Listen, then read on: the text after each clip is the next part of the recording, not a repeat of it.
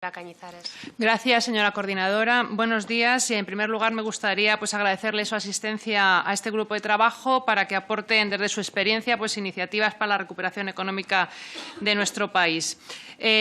Como todos han dicho y ya sabemos, España se encuentra en una situación de debilidad económica en estos momentos, con alto nivel de deuda que arrastra desde hace años de forma estructural y con un crecimiento acelerado de déficit y desempleo. Esto hace que, aunque la crisis del COVID haya empeorado la situación económica en nuestro país, como indicaba la Comisión Europea en sus recomendaciones el pasado 20 de mayo, la evaluación del programa de estabilidad arrojaba datos de desequilibrios macroeconómicos importantes antes ya de que se extendiera la pandemia. Y en relación a sus intervenciones, señor Domenech, yo le quería hacer una pregunta, porque usted ha citado la importancia de la transformación digital que es necesaria para el futuro del nuevo mercado laboral. Y compartimos su visión. Sabe que ayer, por ejemplo, en el Pleno del Congreso se debatieron las enmiendas a la totalidad sobre el impuesto sobre determinados servicios digitales que presentaron algunos grupos parlamentarios. Este impuesto va a ser sí o sí, es decir, se va a imponer de forma unilateral. ¿Usted piensa que este impuesto o qué impacto podría tener la implantación de dicho impuesto a las empresas españolas y si esto podría afectar de alguna manera a la relación digitalización mercado laboral? Y siguiendo con el tema del mercado laboral, señor Sagardoy, se ha hablado de la modificación de la reforma laboral. Sabemos por los medios que efectivamente se ha pactado aparentemente esa derogación de la reforma laboral. ¿Y usted qué consecuencias estima que tendrá la desconfianza creada por el Ejecutivo con su actitud a la hora de acordar esta medida? ¿Y qué opinión le merece esta medida sobre la devolución íntegra de las ayudas recibidas por el Estado en caso de despido de un único empleado?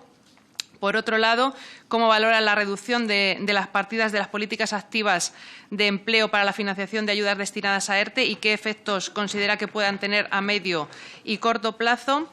¿Y prevé el cierre masivo de pymes ante el retraso de los pagos por parte del Gobierno a lo largo de estos meses en los que se ha prolongado el cese de actividad?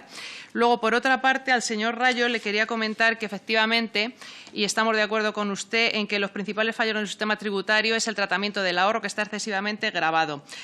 Si el Gobierno finalmente decide ajustar el presupuesto por la vía de los ingresos, ¿qué alternativa propondría usted a ese impuesto del patrimonio?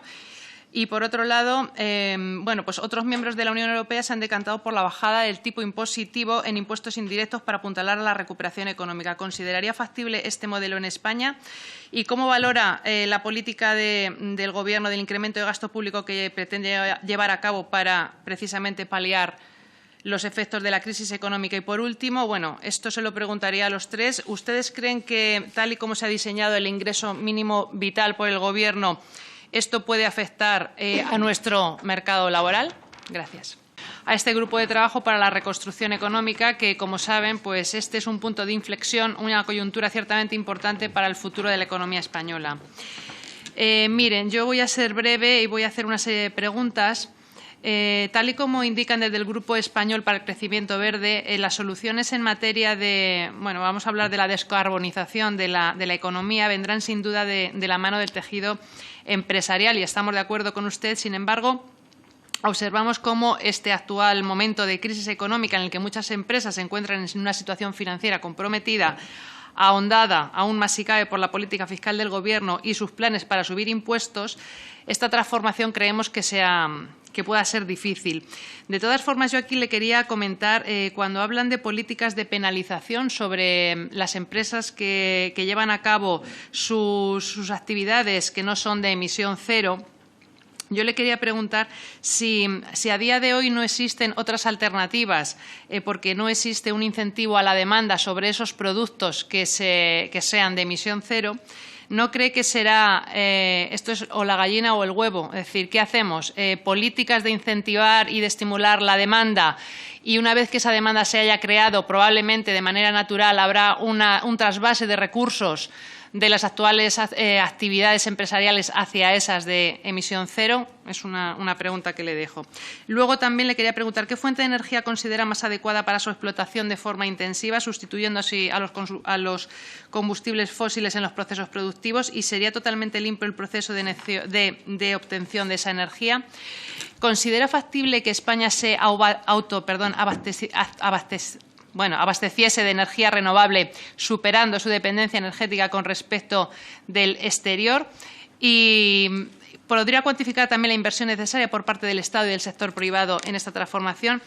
Al señor Viñuales, ¿considera usted que España está dando los pasos adecuados para la implementación de las medidas recogidas en sus iniciativas de Objetivos de Desarrollo Sostenible del acuerdo para lograr la implementación del Acuerdo de París?